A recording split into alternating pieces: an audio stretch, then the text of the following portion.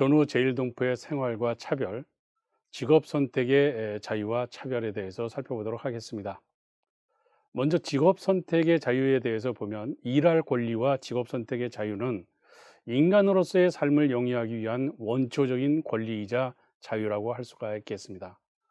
그것은 인간으로서의 그 삶을 영위하기 위한 원초적인 권리이자 자유이기 때문에 국적이라든가 민족 또는 종교, 인종 등과 무관한 보편적인 권리와 자유의 가치다, 이렇게 볼 수가 있겠습니다. 그래서 일할 권리를 보호하는 것은 굉장히 중요한 의미가 있어서 우리나라의 그 정치인들이 입버릇처럼 얘기하는 것처럼 정부의 주요 책무 중에 하나가 바로 일자리 창출입니다. 일자리를 창출하지 못하는 정부는 굉장히 큰 문제를 안게 된다고 할 수가 있겠습니다. 전전의 징용 논리, 그리고 전후의 일할 권리 박탈의 논리를 보면 일본의 경우에 전전의 징용을 한국인들을 징용으로 내몰 때는 국민이니까, 일본 국민이니까, 그래서 국민이기 때문에 징용을 가라 하는 그 논리를 내세웠다고 그러면, 전후의 일본의 남은 제일동포들에 대해서는 그들의 일할 권리를 박탈하는 논리를 보면 국민이 아니기 때문에, 일본 국민이 아니기 때문에 라고 하는 논리를 펴게 됩니다.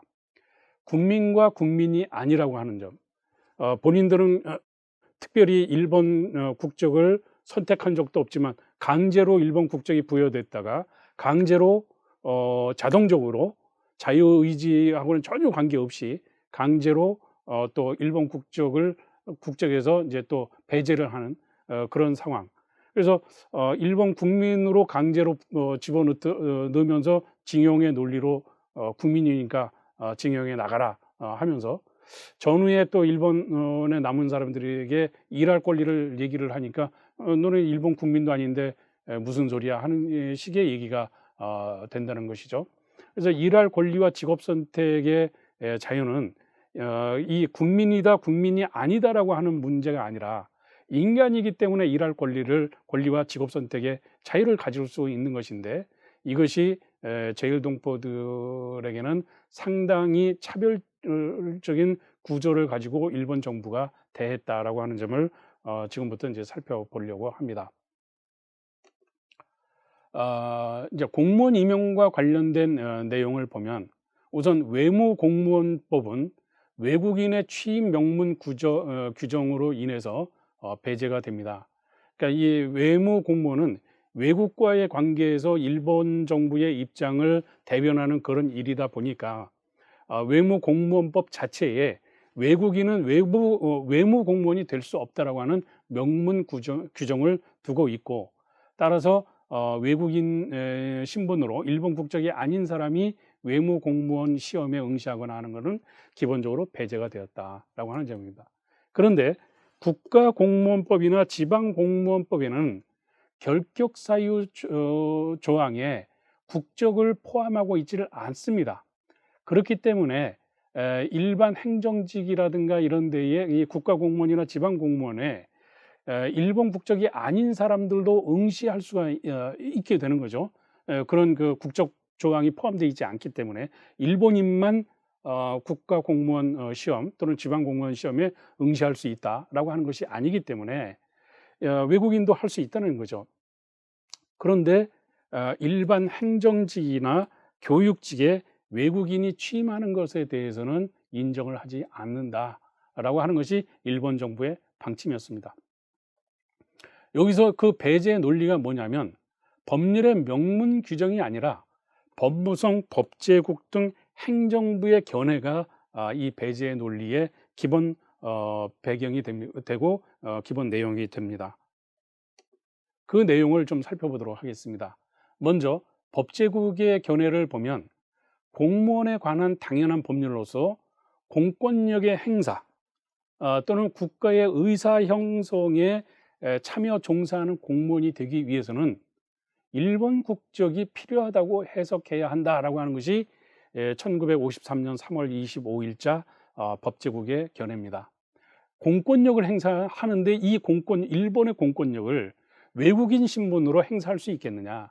일본의 그 공무원이 되고 난 다음에는 나름대로 또 승진도 해서 어느 순간 일본의 국가 의사를 형성하는 직위에까지 올라갔을 때 그가 외국인이면서 그걸 할 수가 있겠느냐, 그것을 허용할 수 있겠느냐 하는 점입니다.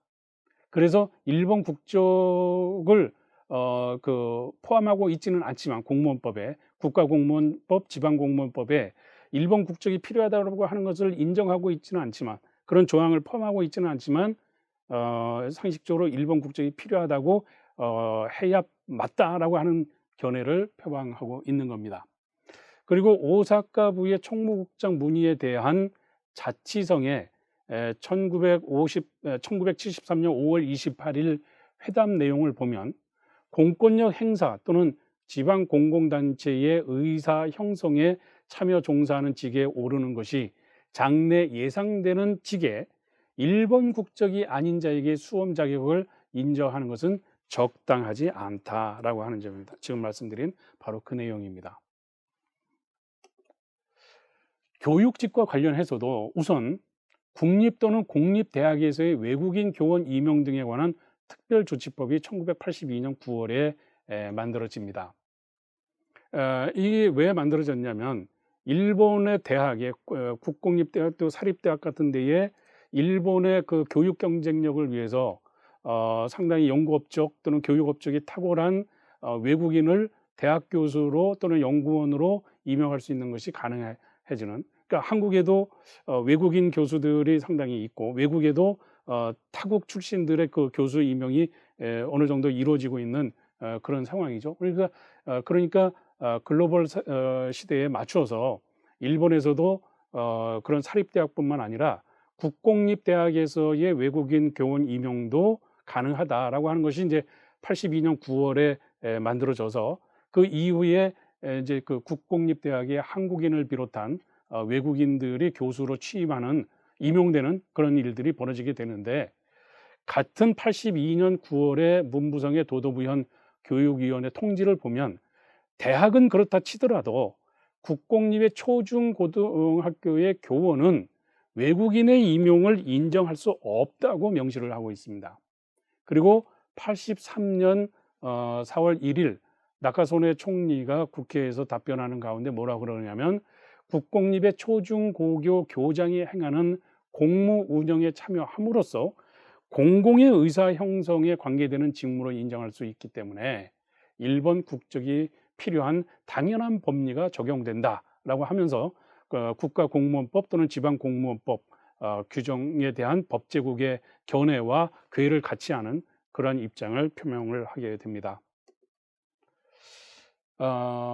이런 속에서 제일동포들의 이제 직업 선택의 실질적인 그 차별을 받는 일들이 벌어지게 되는데, 1986년에 이절자라고 하는 분이 간호 전문직에 이제 그 도전해서 합격을 했는데 간호사에 이제 그 선발이 됐다가 신원조회 과정에서 한국 국적이다라고 하니까 이제 그 임용 철회 하는 게 돼서 이걸 가지고 이제 소송을 하게 됩니다. 그래서 이제 거기에 이제 이기게 되고, 그래서 이제 자치성이 전국 자치단체에 국적조항 철폐를 통지를 하게 됩니다.